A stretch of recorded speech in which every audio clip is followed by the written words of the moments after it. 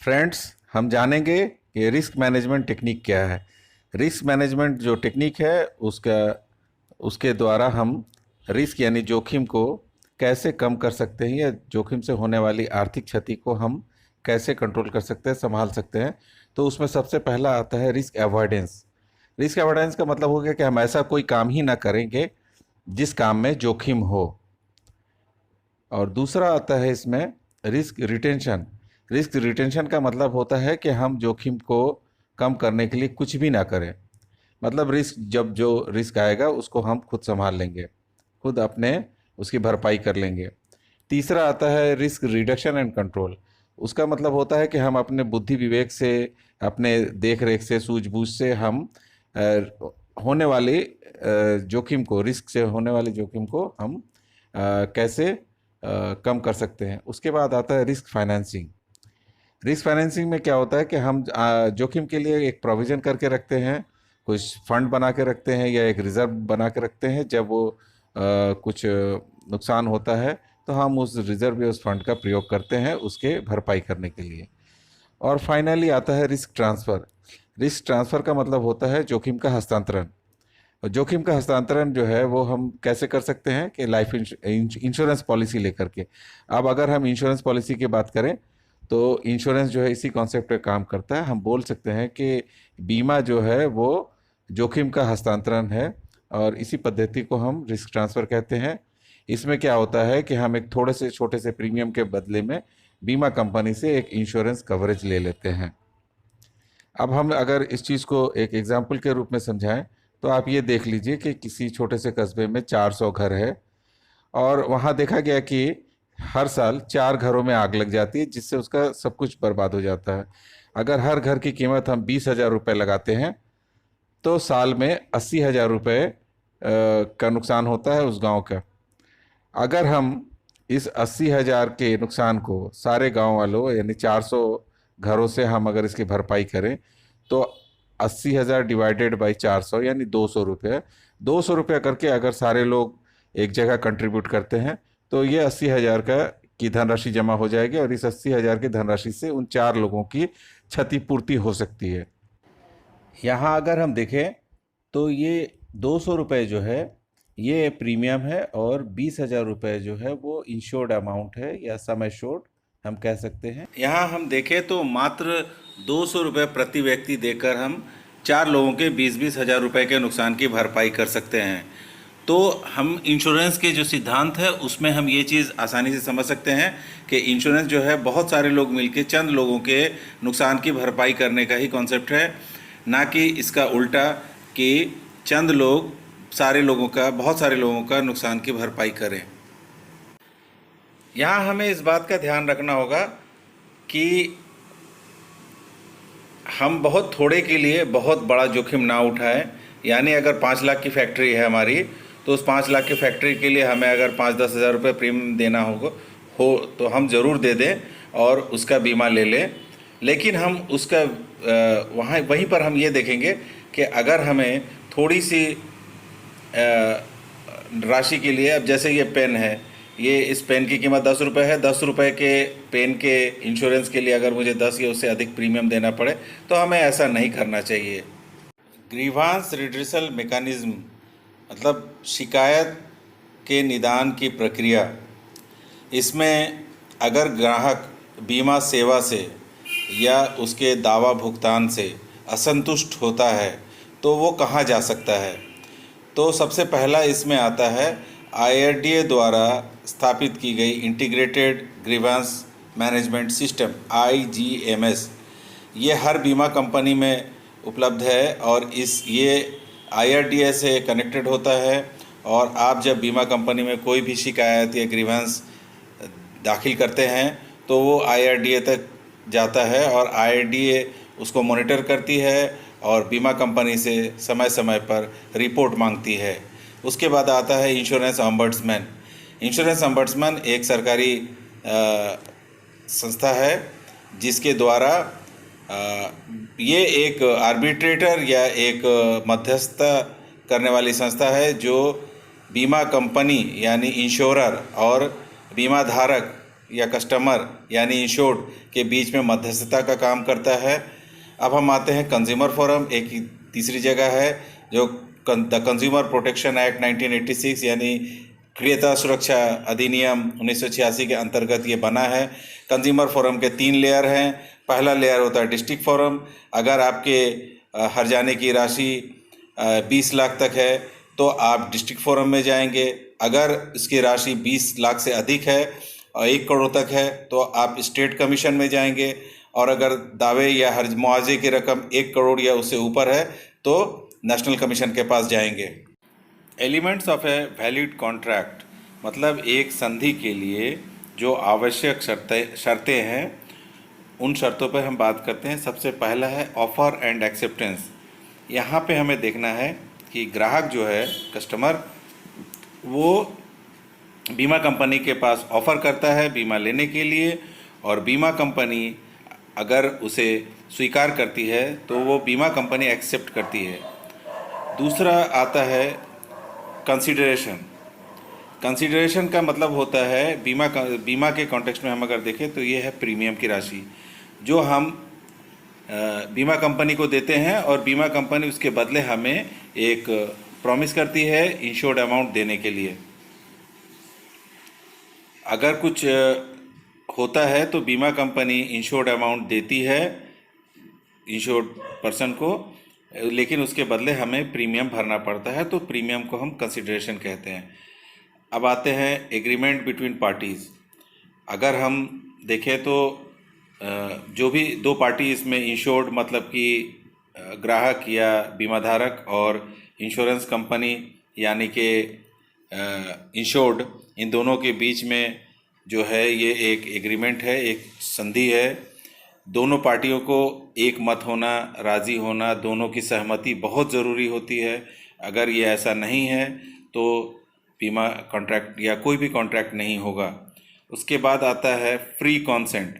Free consent का मतलब होता है कि जो आप दोनों पक्षों की जो सहमति है वो बिल्कुल फ्री होनी चाहिए, आज़ाद स्वतंत्र रूप से होनी चाहिए, किसी दबाव के अंतर्गत नहीं होनी चाहिए। उसके बाद आता है कैपेसिटी ऑफ द पार्टीज़, मतलब कि जो भी पार्टी कोई कॉन्ट्रैक्ट करती है तो उसमें उनकी दक्षता होनी चाहिए। मतलब ये कि अगर वो कैपेबल है तो उसको 3 शर्तें पूरी करनी होती है, जैसे कि 18 साल की आयु होनी चाहिए, मतलब प्राप्त वयस्क होना चाहिए। उसके बाद आता है कि उसे स्वस्थ मस्तिष्क का इंसान होना है, मतलब कि मेंटली साउंड होना चाहिए उसे। और तीसरा है कि वो दिवालिया ना हो। दिवालिया मतलब कि बैंकरप्ट ना हो। अगर ये तीनों शर्तें फुलफ़िल करता है, वो तीनों शर्तें पूरी करता है, तो वो कोई भी कॉन्ट्रैक्ट करने के लिए कैपेबल है, उसकी कैपेसिटी है। उसके बाद आता है legality of the contract. Legality का मतलब होता है कि कोई भी काम या कोई भी कार्य को करने के लिए जो कॉन्ट्रैक्ट हो रहा है या संधि हो रही है ये न्याय संगत होना चाहिए। अगर कोई हम गैर कानूनी काम करने के लिए या अवैध काम करने के लिए हम अगर कोई कॉन्ट्रैक्ट करते हैं तो उसे वैलिड नहीं माना जाएगा, उसे मान्य नहीं किया स्वीकारा जाएगा। तो हमें ये शर्त जो है किसी भी कॉन्ट्रैक्ट के लिए ये 6 शर्तें हमें माननी पड़ेगी। अगर ये शर्तें उपलब्ध है, मौजूद है, तभी कोई कॉन्ट्रैक्ट होगा। ये किसी भी शर्त के लिए लागू है। और बीमा भी एक कॉन्ट्रैक्ट है, एक संधि है जो दो पार्टी यानी इंश्योरेंस कंपनी और बीमा धारक के बीच में होता है। तो इन 6 शर्तों के अलावा बीमा के कॉन्ट्रैक्ट में, बीमा संधि में हमें और भी कुछ अतिरिक्त चीज़ें अनिवार्य है। उस अनिवार्य चीज़ों में जो शर्तें होनी चाहिए उसमें एक आता है utmost good faith. Utmost good faith का मतलब होता है कि दोनों पार्टियों को सारे अपने जो इन्फॉर्मेशन है, सारी जो जानकारियां हैं, पूरी तरह से एक दूसरे को देनी चाहिए। ये जानकारी हम दोनों ही पक्ष एक दूसरे को पूरी तरह से दें। और ख़ास तौर से इसमें जो मटेरियल फैक्ट्स हैं, वो मटेरियल फैक्ट्स का मतलब होता है कि ऐसी जानकारियां जो बीमा के देने के, इंश्योरेंस कवर देने के निर्णय को अफेक्टेड करती है, प्रभावित करती है। तो ऐसी शर्तों को ज़रूर बताना चाहिए। अगर ऐसा नहीं करते हैं तो बीमा कॉन्ट्रैक्ट नहीं माना जाएगा और उसे वैध नहीं माना जाएगा। इसलिए ये जो कॉन्ट्रैक्ट है, बीमा कॉन्ट्रैक्ट, ये अटमोस्ट गुड फेथ पर आधारित होता है, जिसे उबेरिमा फिटे भी कहते हैं। और अंत में एक और शर्त है, वो है इंश्योरेबल इंटरेस्ट। इंश्योरेबल इंटरेस्ट जो है वो एक बीमा योग्य हित है, जिसके माने होता है कि अगर जिस चीज़ के लिए हम इंश्योरेंस ले रहे हैं उस चीज़ के क्षतिग्रस्त होने से अगर हमें नुकसान होता है, आर्थिक क्षति होती है, तभी उसे हम बीमा उसका ले सकते हैं। अगर हमें कोई आर्थिक क्षति उससे नुकसान से नहीं हो रही है तो हम वहाँ इंश्योरेबल इंटरेस्ट नहीं है और उसके लिए हम इंश्योरेंस नहीं कर सकते हैं। जैसे हम अपनी गाड़ी का बीमा कर सकते हैं क्योंकि उस गाड़ी के नुकसान होने से आर्थिक क्षति हमें होगी, लेकिन अगर किसी दूसरे की गाड़ी की क्षति होती है तो उससे हमें आर्थिक नुकसान नहीं होता, इसलिए किसी दूसरे की गाड़ी का बीमा हम नहीं कर सकते हैं। अब इंश्योरेंस, लाइफ इंश्योरेंस के संदर्भ में अगर हम देखें तो हमारे अपने जीवन पे हमारा बहुत इंश्योरेबल इंटरेस्ट है, हमारे बच्चों पे, हमारी पत्नी पे या स्पाउस पे कहा जाए, ये हमारा जो है इंश्योरेबल इंटरेस्ट होता है। हमारे संपत्ति पे भी हमारा इंश्योरेबल इंटरेस्ट होता है। लाइफ इंश्योरेंस के संदर्भ में ये कहा जा सकता है कि इंश्योरेबल इंटरेस्ट बीमा लेते समय इस मौजूद होना चाहिए, और नॉन लाइफ यानी जनरल इंश्योरेंस में ये शुरू में भी, आरंभ में भी होना चाहिए और अंत में भी होना चाहिए, इंश्योरेबल इंटरेस्ट उपलब्ध होना चाहिए।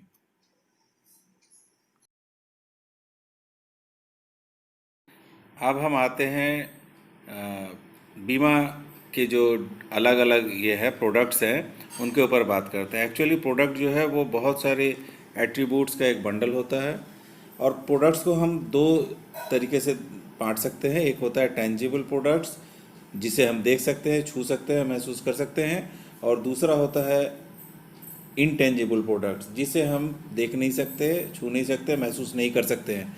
तो लाइफ इंश्योरेंस जो है वो एक इनटेंजिबल प्रोडक्ट है, जो प्रोडक्ट तो है लेकिन हम उसे देख नहीं सकते हैं, छू नहीं सकते हैं, महसूस नहीं कर सकते हैं। अगर हम लाइफ इंश्योरेंस प्रोडक्ट को कितने प्रकार के होते हैं अगर हम डिवाइड करें तो हम देखते हैं कि दो तरह के प्रोडक्ट्स उपलब्ध है। एक है ट्रेडिशनल प्रोडक्ट्स और दूसरा है नॉन ट्रेडिशनल प्रोडक्ट्स। तो पहले हम ट्रेडिशनल प्रोडक्ट्स की बात करते हैं। ट्रेडिशनल प्रोडक्ट्स में आता है टर्म प्लान। टर्म प्लान में सिर्फ जोखिम कवर किया जाता है और इसमें मैच्योरिटी वैल्यू बिल्कुल ही कुछ नहीं मिलता है, ज़ीरो होता है। ये 4 प्रकार के होते हैं। पहला आता है level term plan. Level term plan मतलब होता है कि पूरी अवधि में जोखिम कवर जो है, इंश्योर्ड अमाउंट जो है, वो एक समान रहता है। उसके बाद आता है increasing term plan. Increasing term plan में जोखिम कवर जो है वो ग्रेजुअली बढ़ता रहता है। ऐसा इसलिए होता है कि बीमाधारक की आमदनी बढ़ती है और महंगाई बढ़ती है तो उसे इंश्योरेंस कवरेज भी बढ़ाना पड़ता है। तो एक ही पॉलिसी में अगर वो बढ़े इंक्रीजिंग टर्म कवर लेता है तो उसकी बीमा राशि समय के साथ बढ़ती जाती है। उसके बाद आता है decreasing term cover. Decreasing term cover जो है वो हम से केवल लोन के अगेंस्ट में ही हम लोगों को मिलता है। लोन की राशि जैसे जैसे कम होती जाती है, रिपेमेंट होता जाता है, वैसे वैसे इंश्योरेंस कवर कम होता जाता है। और चौथा इसमें जो है वो आता है term plan with return of premium. इसमें पूरे अवधि में जोखिम कवर तो मिलता है लेकिन मैच्योरिटी पर जो प्रीमियम उसने पूरी अवधि में दिया है बिना ब्याज के, वो राशि जो है वापस कर दी जाती है। केवल प्रीमियम ही वापस होता है, दूसरा कोई बेनिफिट इसमें नहीं मिलता है। अब हम देखेंगे कि ट्रेडिशनल प्लान में एक आता है whole life plan. Whole life plan में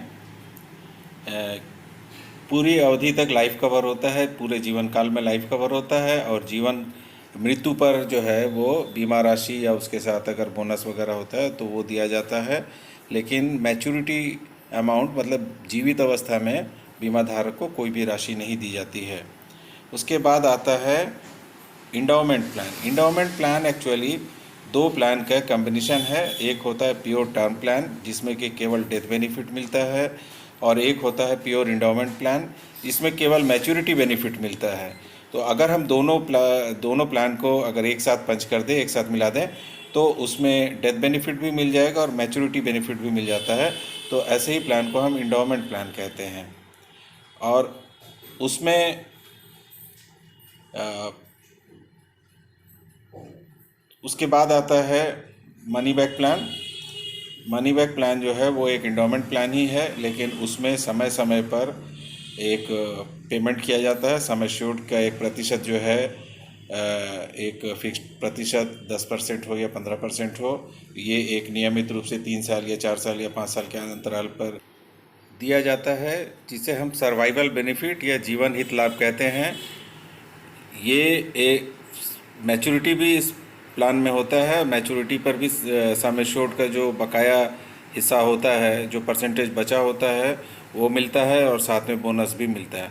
अब हम आते हैं नॉन ट्रेडिशनल प्रोडक्ट्स पे। तो नॉन ट्रेडिशनल प्रोडक्ट्स दो प्रकार के होते हैं, एक वेरिएबल इंश्योरेंस प्रोडक्ट और दूसरा होता है यूनिट लिंक्ड इंश्योरेंस प्रोडक्ट्स, जिसे हम शॉर्ट में यूलिप भी कहते हैं। वेरिएबल इंश्योरेंस प्रोडक्ट एक ट्रांसपेरेंट प्रोडक्ट है जिसमें कि एक फिक्स्ड इंटरेस्ट रेट मिलता है।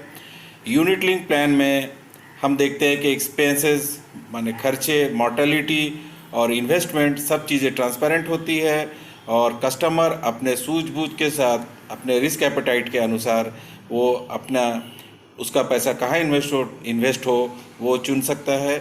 जैसे यहाँ आप देख सकते हैं कि इसमें 4 प्रकार के मूलतः फंड होते हैं। जैसे इक्विटी फंड है। इक्विटी फंड मतलब होता है कि आपका पैसा शेयर मार्केट में, ज़्यादा हिस्सा उसका शेयर मार्केट में लगेगा और वो शेयर मार्केट का जोखिम कस्टमर को ही उठाना है। दूसरा होता है बॉन्ड, जिसे हम डेब्ट फंड भी बोलते हैं। इसमें फिक्स्ड इंटरेस्ट रेट मिलता है, इसमें जोखिम कम होता है। बैलेंस फंड है। बैलेंस फंड इक्विटी और डेब्ट फंड का एक कॉम्बिनेशन होता है और एक मनी मार्केट फंड होता है। इन 4 फंड को मिलाकर कॉम्बिनेशन करके कुछ और नए फंड्स भी बन जाते हैं। तो मार्केट में और भी बहुत तरीके के फंड उपलब्ध होते हैं। इसमें ये होता है इस प्लान में कि इन्वेस्टमेंट का जोखिम जो है वो कस्टमर ही उठाता है, जो कि और कस्टमर ही अपने रिस्क एपेटाइट के अनुसार फंड का चयन कर सकता है, और जैसा कि दूसरे प्लान में उपलब्ध नहीं है। ह्यूमन लाइफ वैल्यू, जैसा कि हम जानते हैं कि अगर हम किसी वस्तु का बीमा करते हैं तो हमें उस वस्तु के किसी घटना के घटने से जो हानि होती है, आर्थिक क्षति होती है, हम उसका मूल्यांकन कर सकते हैं। जैसे अगर मेरी गाड़ी है या मकान है, उसमें अगर कोई नुकसान होता है तो हम उसको फाइनेंशियल लॉस कितना होता है, आर्थिक क्षति कितनी होती है, हम उसको आंक सकते हैं। लेकिन ऐसा लाइफ इंश्योरेंस या जीवन बीमा के संदर्भ में नहीं हो सकता है, क्योंकि हम इंसान के मरने से होने वाली क्षति को हम नहीं आंक सकते।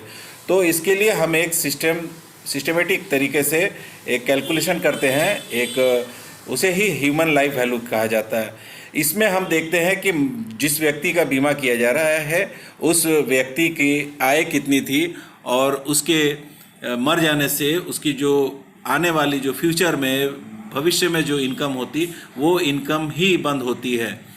तो हम उसे ये आंकते हैं कि भविष्य में वो कितना कमाता अगर जीवित रहता। तो जैसे मान लिया जाए कि कोई एक व्यक्ति है 30 साल का और वो 10,000 रुपये कमाता है और 4,000 रुपया वो अपने ऊपर खर्च करता है, तो 10,000 में से 4,000 अपना खर्चा निकाल दें तो 6,000 रुपये ही उसके मरने से नुकसान होगा, क्योंकि 4,000 उसके मर जाने के बाद उसके खुद के जो खर्चे थे वो बंद हो जाएंगे। तो उस व्यक्ति का ह्यूमन लाइफ वैल्यू जो है वो हुआ 6,000 गुणे 12, मतलब साल का 72,000 रुपये। और अगर वो 30 साल कमाता तो वो 21,60,000 रुपये उसके पूरे जीवन काल का ह्यूमन लाइफ वैल्यू होता है। अब हम देखेंगे कि एक इंसान के जीवन में कितने तरह के जोखिम होते हैं। तो सबसे पहला जोखिम है जल्दी मृत्यु, डाइंग टू अर्ली, मतलब अगर अर्निंग लाइफ में अगर उसकी जल्दी मृत्यु हो जाती है तो उससे आर्थिक क्षति होती है। दूसरा होता है लिविंग टू लॉन्ग, मतलब कि ज़्यादा दिनों तक जीवित रहना बिना इनकम के, ये भी एक जोखिम है। और तीसरा जोखिम होता है लिविंग विथ डिसेबिलिटीज़, मतलब अपंगता के साथ जीवित रहना।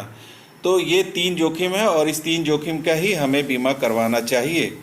अब आते हैं एक टर्म है कस्टमर लाइफ टाइम वैल्यू, ये कस्टमर लाइफ टाइम वैल्यू और ह्यूमन लाइफ वैल्यू में कन्फ्यूज़न होता है। कस्टमर लाइफ टाइम वैल्यू ये है कि एक ग्राहक के बीमा कंपनी के साथ जुड़ने से उस कस्टमर के द्वारा या उस कस्टमर के जरिए जो भी पूरे उसके जीवन काल में जो मुनाफा बीमा कंपनी को होती है उसे ही हम कस्टमर लाइफ टाइम वैल्यू कहते हैं। जैसे वो अपना फ्यूचर का प्रीमियम देगा या फिर उसके साथ और भी नए पॉलिसी लेगा या उसके रेफरेंस से कुछ नए कस्टमर जुड़ेंगे, उससे कंपनी को जो मुनाफा होगा, इस सबको मिला के हम कस्टमर लाइफ टाइम वैल्यू कहते हैं।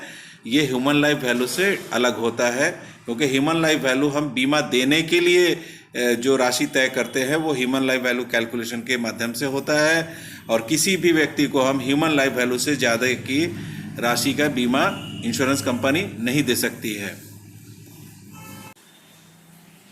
अब हम आते हैं लेवल प्रीमियम। लेवल प्रीमियम का मतलब होता है कि किसी भी व्यक्ति की उम्र जब कम होती है तो उसका जोखिम कम होता है, मृत्यु की संभावना कम होती है, तो उसका प्रीमियम कम होना चाहिए, और जैसे जैसे उसकी उम्र बढ़ती है उसका प्रीमियम ज़्यादा होना चाहिए, क्योंकि उम्र के बढ़ने के साथ साथ मरने की संभावना बढ़ती जाती है। लेकिन हम बीमा कंपनी ऐसा नहीं करती है। बीमा कंपनियां पूरे अवधि में, उसके पूरे जीवन काल में जो टर्म होता है उसमें एक समान प्रीमियम लेती है। इसे हम लेवल टर्म प्रीमियम कहते हैं। अगर हम देखें तो शुरू में जब उम्र कम होती है तो उस वक्त थोड़ा अधिक प्रीमियम लिया जाता है, और जब वो उम्र ज़्यादा होती है तो प्रीमियम उम्र के अनुसार कम होता है, क्योंकि हमें वो लेवल प्रीमियम करना पड़ता है। तो शुरू में जो अधिक प्रीमियम लेते हैं उससे एक रिज़र्व बन जाता है, जो रिज़र्व हम बाद में उसका उपयोग करते हैं जब कस्टमर के उम्र के हिसाब से उसे कम प्रीमियम। प्रोस्पेक्टस बीमा कंपनी द्वारा जारी किया गया ये दस्तावेज एक कानूनी दस्तावेज होता है, एक लीगल डॉक्यूमेंट होता है, जिसमें बीमा कंपनी को अपने पॉलिसी के बारे में, प्रोडक्ट के बारे में सारी जानकारी डिटेल्स में सही सही देनी पड़ती है। और इसी प्रोस्पेक्टस के आधार पे कस्टमर यानी बीमा धारक बीमा कंपनी के पास अपना प्रस्ताव लेकर आता है, प्रपोज़ल लेकर आता है, और प्रपोज़ल फॉर्म उसे भरना पड़ता है। प्रपोज़ल फॉर्म में कस्टमर को भी पूरी जानकारी सही सही देनी पड़ती है।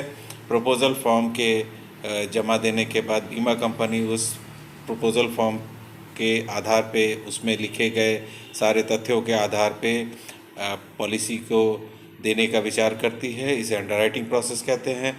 अंडरराइटिंग के प्रोसेस के बाद जो डॉक्यूमेंट इशू किया जाता है उसे हम फर्स्ट प्रीमियम रिसीट कहते हैं। फर्स्ट प्रीमियम रिसीट में पहली बार पॉलिसी नंबर आता है। पॉलिसी नंबर के बाद पॉलिसी के अन्य डिटेल्स, जैसे कि पॉलिसी की अवधि, प्रीमियम की राशि, प्रीमियम देने का म्याद, मैच्योरिटी का म्याद, और मैच्योरिटी पर दी जाने वाली राशि के अलावा पॉलिसी होल्डर के कुछ डिटेल्स जैसे नाम, पता, डेट ऑफ बर्थ वगैरह भी उसमें दिया जाता है। फर्स्ट प्रीमियम रिसीट के इशू होने के बाद कंपनी पॉलिसी बॉन्ड इशू करती है। पॉलिसी बॉन्ड इस बात का प्रमाण होता है कि बीमा धारक और बीमा कंपनी के बीच में कोई कॉन्ट्रैक्ट या संधि हुई है।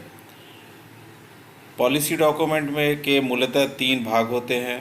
पहला पॉलिसी शेड्यूल, दूसरा स्टैंडर्ड प्रोविजंस, और तीसरा भाग होता है specific provisions. Free look cancellation. अगर बीमा धारक पॉलिसी के टर्म्स एंड कंडीशन से संतुष्ट नहीं होता है तो वो पॉलिसी बॉन्ड के अपने पास पाने के 15 दिनों के भीतर बीमा कंपनी को वो पॉलिसी बॉन्ड कैंसिलेशन के लिए दे सकता है, और बीमा कंपनी उसे mortality charges, medical examination charges और स्टैम्प ड्यूटी चार्जेस की राशि काट कर पूरा पैसा वापस कर देती है। 15 दिन की इसी अवधि को फ्री लुक पीरियड या कूलिंग ऑफ पीरियड कहते हैं। नॉमिनेशन या नामांकन, ये बीमा धारक किसी एक दूसरे व्यक्ति को नॉमिनेट कर सकता है, नामांकित कर सकता है। नॉमिनेशन की आवश्यकता केवल मृत्यु दावा के समय होती है। अगर बीमा धारक जीवित रहता है तो नामित व्यक्ति या नॉमिनी का कोई भी महत्व नहीं या कोई रोल नहीं रहता है।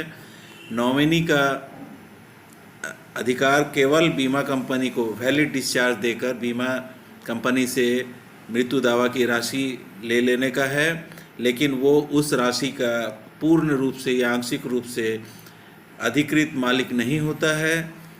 और बीमा नॉमिनेशन हम पॉलिसी के आरंभ में भी कर सकते हैं या पॉलिसी के चालू होने के बाद भी हम इंडोर्समेंट के माध्यम से नॉमिनी कर सकते हैं।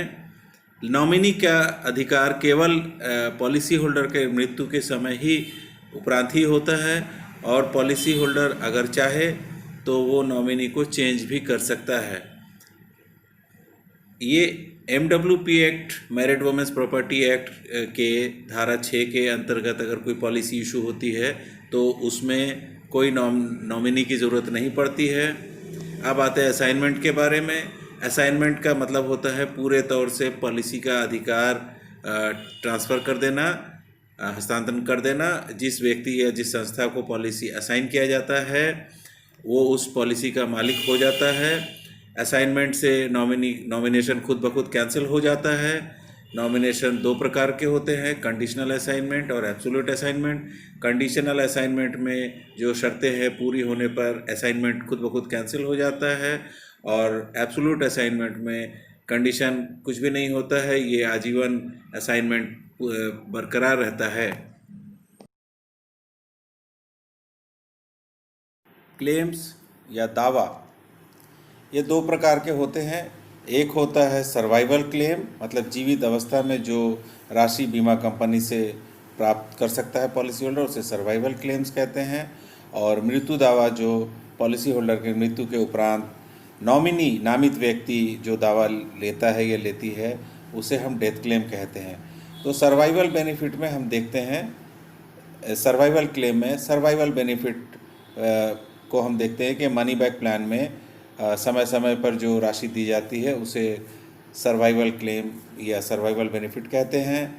उसके अलावा सरेंडर पॉलिसी, अगर हम सरेंडर करते हैं तो ऐसे हालत में भी राशि जो मिलती है उसे हम सरेंडर क्लेम कहते हैं, जो सर्वाइवल क्लेम ही कहलाएगा। और कुछ राइडर बेनिफिट्स जैसे क्रिटिकल इलनेस राइडर या डिसेबिलिटी राइडर, तो ये बीमा धारक की जीवित अवस्था में ही बीमा धारक क्लेम कर सकता है, इसलिए इसे भी सर्वाइवल क्लेम कहते हैं। और अंत में मैच्योरिटी बेनिफिट, जिसे परिपक्वता दावा कहते हैं, मैच्योरिटी बेनिफिट्स भी बीमा धारक खुद ही क्लेम करता है। ये इसलिए ये सारे जो है सर्वाइवल क्लेम में आते हैं। अब आते हैं हम मृत्यु दावा के पास। मृत्यु दावा नॉमिनी करती है पॉलिसी होल्डर के या बीमा धारक की मृत्यु के उपरांत। डेथ क्लेम दो प्रकार के हो सकते हैं, एक अर्ली क्लेम और एक नॉन अर्ली क्लेम। पॉलिसी लेने के 3 वर्ष के अंदर अगर पॉलिसी धारक की मृत्यु होती है तो उसे हम अर्ली क्लेम कहते हैं, और पॉलिसी लेने के 3 वर्ष के बाद अगर क्लेम होता है, डेथ क्लेम होता है, तो उसे हम नॉन अर्ली डेथ क्लेम कहते हैं। जीवन बीमा पॉलिसी को हम कई और जगहों पर उसका इस्तेमाल कर सकते हैं, उसका प्रयोग कर सकते हैं। उसमें एक आता है MWP एक्ट 1874।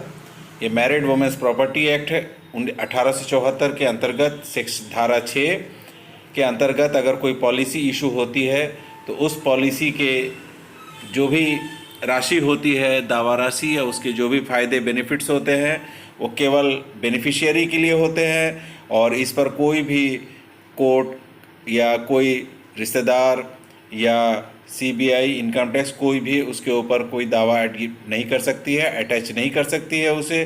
पॉलिसी होल्डर अपने जीवन काल में ही, पॉलिसी के आरंभ में ही अगर पॉलिसी MWP एक्ट के अंतर्गत करती है तो इसमें वो बेनिफिशियरी अपॉइंट करती है। बेनिफिशियरी कौन कौन हो सकता है? तो बेनिफिशियरी बीमा धारक की पत्नी हो सकती है, या बीमा धारक की पत्नी के अलावा एक या एकाधिक बच्चे को भी उसमें बेनिफिशियरी कर सकती है, या एक बच्चे को केवल या एकाधिक बच्चे को भी उसमें बेनिफिशियरी कर सकती है। लेकिन इसमें ट्रस्टी भी नियुक्त करना पड़ता है। ट्रस्टी का काम होता है बीमा कंपनी से बीमा राशि वसूलना, और बीमा राशि वसूल कर उसे बेनिफिशियरी को दे देना या बेनिफिशियरी के हित में ही उसे खर्च करना। और इसमें नॉमिनेशन की आवश्यकता नहीं होती है, क्योंकि इसमें पहले से ही बेनिफिशियरीज मौजूद होते हैं। तो इसमें ट्रस्टी जो है, ट्रस्टी उस पैसे का मालिक नहीं होता है, लेकिन ट्रस्टी की जिम्मेवारी होती है कि वो पैसे बीमा कंपनी से कोई भी दावा हो उसे लेकर उसे बेनिफिशियरीज को दे दे या उसके हित के लिए खर्च करे। उसके बाद हम आते हैं कीमैन इंश्योरेंस। कीमैन इंश्योरेंस में भी हम बीमा पॉलिसी को, जीवन बीमा पॉलिसी को हम उसका इस्तेमाल कर सकते हैं। कीमैन पॉलिसी एक्चुअली किसी भी कंपनी में जो सबसे महत्वपूर्ण व्यक्ति कर्मचारी होता है उसका बीमा कंपनी करती है, क्योंकि उस व्यक्ति के, महत्वपूर्ण व्यक्ति के मृत्यु से कंपनी को उसका रिप्लेसमेंट ढूंढने में समय लगता है, कंपनी के लाभ में कुछ नुकसान हो सकता है, घाटा हो सकता है, इसलिए उसकी पॉलिसी जो है कीमैन पॉलिसी की जाती है। कीमैन इंश्योरेंस में उसका प्रीमियम जो है कंपनी के खर्चे से दिया जाता है और उस कीमैन कर्मचारी के मृत्यु पर जो बीमा राशि मिलती है वो राशि भी उस कंपनी के प्रॉफिट में ही जाती है। इसमें केवल टर्म प्लान ही दिया जाता है। मैच्योरिटी राशि कुछ भी नहीं होती है, ज़ीरो होती है, केवल मृत्यु यानी डेथ क्लेम ही मिलता है, डेथ बेनिफिट ही होता है। अब हम देखते हैं मॉर्टगेज रिडेम्पशन पॉलिसी या मॉर्टगेज रिडेम्पशन इंश्योरेंस। ये पॉलिसी केवल लोन के, खासकर होम लोन के अगेंस्ट में दिया जाता है। इसमें डिक्रीजिंग टर्म प्लान दिया जाता है, जिसमें कि बीमा राशि धीरे धीरे समय के साथ घटती जाती है। जैसे जैसे लोन शोध होता है, लोन के कम होने से बीमा राशि भी कम होती जाती है। अंडरराइटिंग, हम जानते हैं कि अलग अलग लोगों के अलग अलग खान पान, रहन सहन और ऑक्यूपेशन या स्वास्थ्य के अनुसार जोखिम अलग अलग होता है। इनको अगर हम सभी श्रेणी के जोखिम को एक साथ रखते हैं तो ये जो स्वस्थ श्रेणी है, जिनके नॉर्मल जो लोग हैं, नॉर्मल व्यक्ति के साथ अन्याय होगा, क्योंकि प्रीमियम सभी के साथ एक साथ नहीं रख सकते, एक समान प्रीमियम सबों का नहीं ले सकते हैं। जिनके जीवन में जोखिम ज़्यादा होता है उनसे प्रीमियम ज़्यादा लेना होता है। तो हम इसी प्रोसेस को, जिस प्रोसेस के अंतर्गत हम अलग अलग श्रेणी के, अलग अलग वर्ग के जोखिम को अलग अलग करते हैं, इसे ही हम अंडरराइटिंग कहते हैं। इस प्रोसेस के थ्रू हम अलग अलग वर्ग के लोगों का मूल्यांकन, प्रीमियम का मूल्यांकन, निर्धारण, जोखिम रिस्क असेसमेंट जो है हम अलग अलग करते हैं और सबों के साथ इस तरह न्याय होता है। इस प्रोसेस को हम अंडरराइटिंग कहते हैं। अंडरराइटिंग दो प्रकार के होते हैं, एक है मेडिकल अंडरराइटिंग, दूसरा है नॉन मेडिकल अंडरराइटिंग। तो मेडिकल अंडरराइटिंग जो है वो है कि जो हम मेडिकल जांच के बाद जो उसके स्वास्थ्य के बारे में जानकारी लेकर जो अंडरराइटिंग करते हैं वो मेडिकल अंडरराइटिंग होता है। दूसरा है नॉन मेडिकल अंडरराइटिंग, जिसमें कि हम मेडिकल जांच तो नहीं करते हैं, लेकिन बाकी जो प्रपोजल फॉर्म में दिए गए बीमा धारक द्वारा सूचनाएं हैं उनके आधार पर ही हम, या और अन्य जो इंटरमीडियरी है या कार्यालय के जो अधिकारी हैं उनके द्वारा जांच पड़ताल के रिपोर्ट के आधार पर जो हम बीमा देते हैं उसे हम नॉन मेडिकल अंडरराइटिंग कहते हैं। अब अंडरराइटर के पास जब पॉलिसी जाती है, प्रपोजल जाता है अंडरराइटिंग के लिए, तो प्रपोजल कितने प्रकार से वो उसको अपना निर्णय देता है। पहला होता है एक्सेप्टेंस एट ऑर्डिनरी रेट, मतलब ये सामान्य रूप से इस बीमा को स्वीकार किया जाता है। उसके बाद आता है एक्सेप्टेंस विथ एक्स्ट्रा, मतलब कि कुछ अतिरिक्त प्रीमियम लेकर उसे एक्सेप्ट किया जाता है, स्वीकार किया जाता है। तीसरा होता है एक्सेप्टेंस एट लियन। लियन का मतलब होता है कि हम थोड़े समय के बाद से बीमा कवर चालू करेंगे। शुरू में अगर उस पीरियड में जो लियन का पीरियड होता है, अवधि होती है, उसमें अगर बीमा धारक की मृत्यु होती है तो हम पूरा सम एश्योर्ड नहीं देते हैं।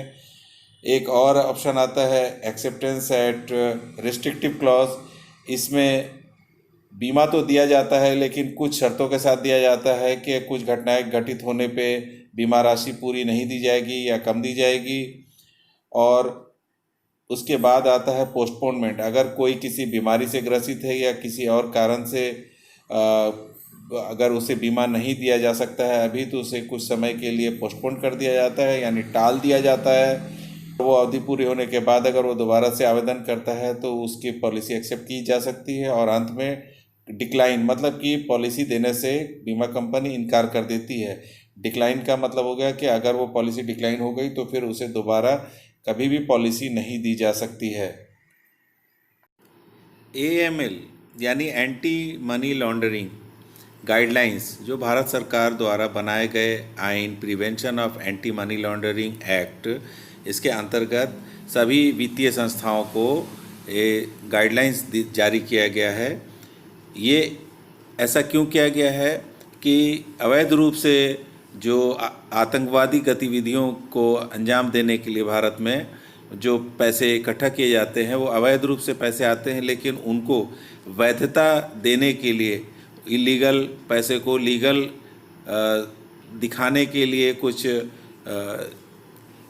जो पद्धति की जाती है, उसी को रोकने के लिए ये AML गाइडलाइंस है। इस गाइडलाइंस के अंतर्गत कुछ चीज़ें जो है बहुत स्ट्रिक्ट फॉलो की जाती है। जैसे वो राशि जो बीमा कंपनी में आ रही है, उसके सोर्स का पता लगाना बहुत ज़रूरी है कि ये राशि कहाँ से आ रही है।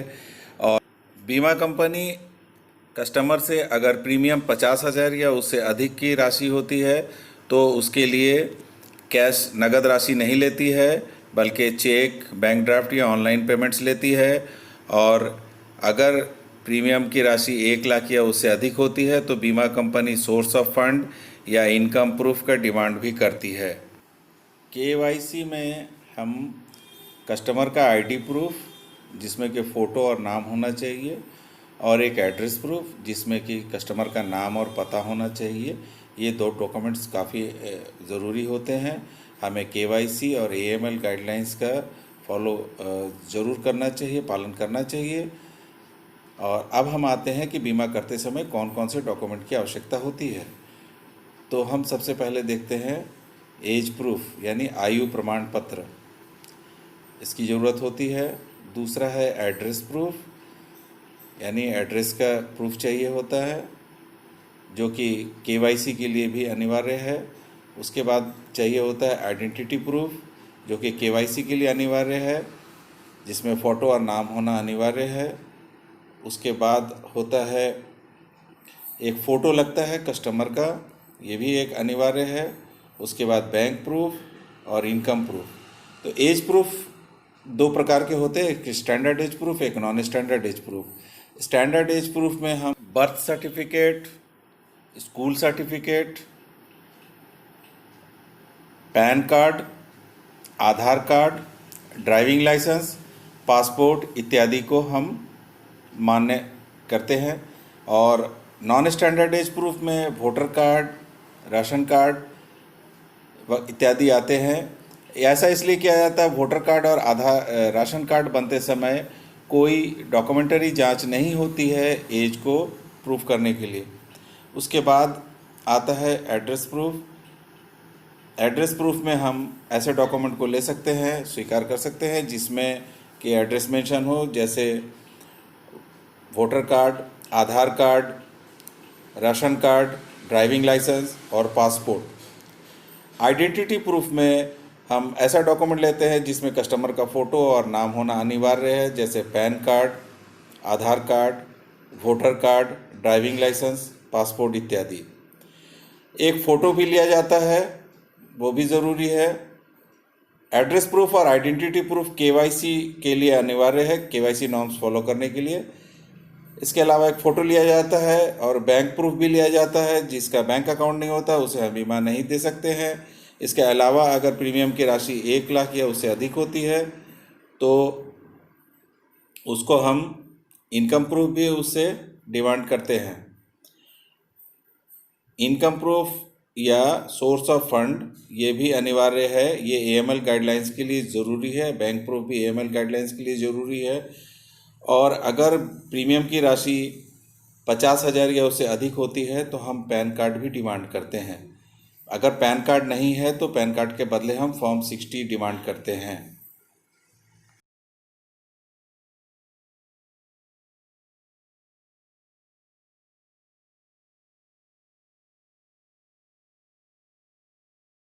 अब हम बात करते हैं हेल्थ इंश्योरेंस या स्वास्थ्य बीमा की। तो स्वास्थ्य बीमा के बारे में बात करने से पहले हम ये देखेंगे कि हमारे पास स्वास्थ्य सेवा के लिए कौन कौन से साधन उपलब्ध है। तो सबसे पहले हम देखते हैं primary health care.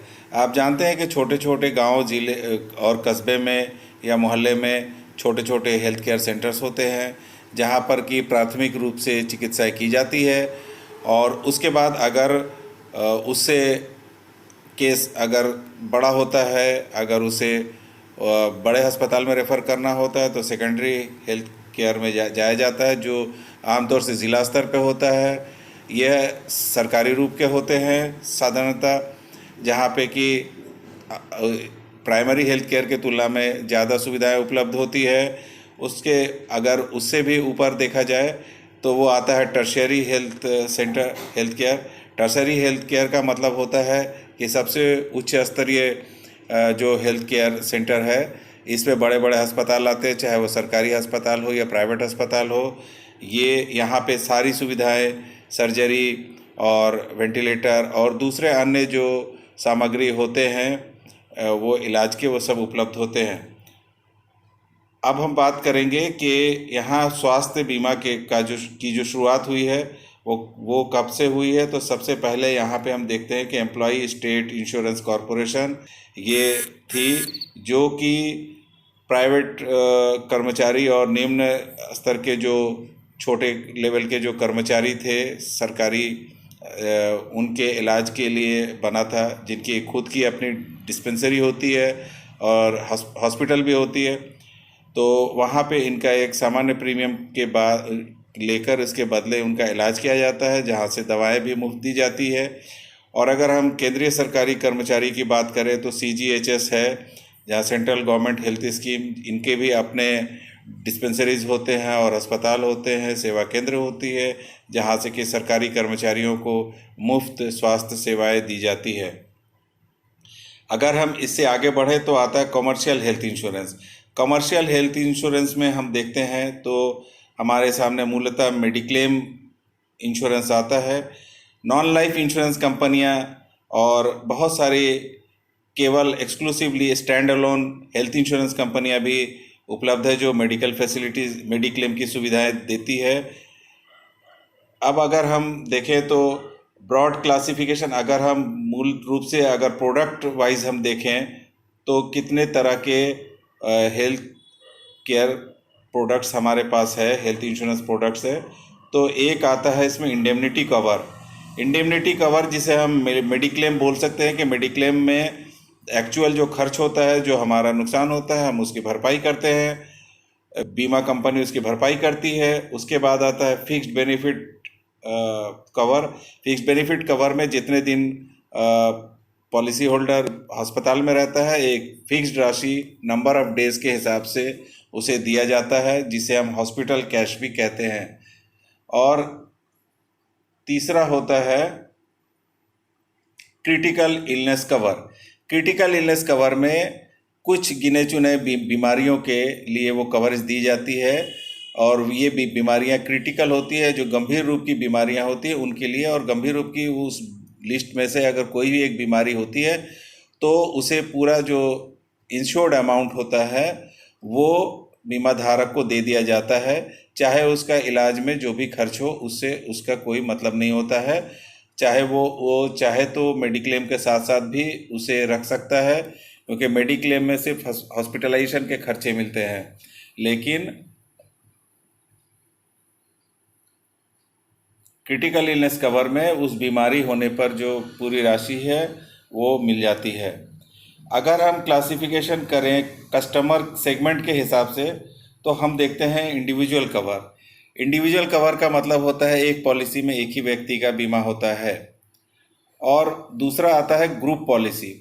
Group cover में होता है कि कोई भी कंपनी अपने कर्मचारियों के लिए अगर ग्रुप इंश्योरेंस लेती है, कोई ऐसी संस्था है, NGO है, जो अपने मेंबर्स के लिए या किसी एक ग्रुप सेगमेंट के लिए ये कवरेज लेती है, तो उसे हम ग्रुप कवर कहते हैं। इसमें एक ही पॉलिसी के अंदर जितने ग्रुप मेंबर्स होते हैं सबों को कवरेज दिया जाता है। और तीसरा होता है मास इंश्योरेंस या मास कवर। मास इंश्योरेंस में सरकार द्वारा जारी किया गया स्वास्थ्य बीमा योजनाएं होती है। इसमें पूरी जनसंख्या को या निम्न श्रेणी जैसे बीपीएल श्रेणी है या लोअर क्लास के लोगों को ये कवरेज दिया जाता है। ये सरकार द्वारा संचालित एक स्वास्थ्य बीमा सेवा है। अगर हम बीमा की कैटेगरी देखें तो दो तरह के बीमा पॉलिसी होते हैं, जिसमें कि एक होता है इंडिविजुअल प्लान, जिसमें कि एक पॉलिसी में एक ही व्यक्ति का कवरेज होता है, उसका ही खर्चा मिलता है, उसे फैमिली के अन्य मेंबर को कोई कवरेज नहीं मिलता है। और दूसरा होता है family floater plan. Family floater plan में एक ही पॉलिसी में पूरे फैमिली मेंबर का कवरेज किया जाता है। इसमें एक बात देखने की है कि अगर बीमा राशि फैमिली फ्लोटर प्लान में 5 लाख का लिया गया है तो वो 5 लाख रुपए एक साल में पूरे फैमिली के लिए ही एप्लीकेबल होते हैं। अगर किसी एक व्यक्ति ने उसमें से अपना पूरा खर्च कर दिया तो दूसरे व्यक्ति को उसमें से कोई रकम नहीं मिलती है। अब हम देखते हैं कि मेडिक्लेम में कौन कौन सी राशि हमें मिलती है। तो हॉस्पिटलाइजेशन का खर्चा तो हमें मिलता है, जितने समय हॉस्पिटल में भर्ती रहते हैं उस समय का खर्चा मिलता है, लेकिन अस्पताल में भर्ती होने से 30 दिन पहले का भी प्री हॉस्पिटलाइजेशन एक्सपेंसेस भी मिलता है।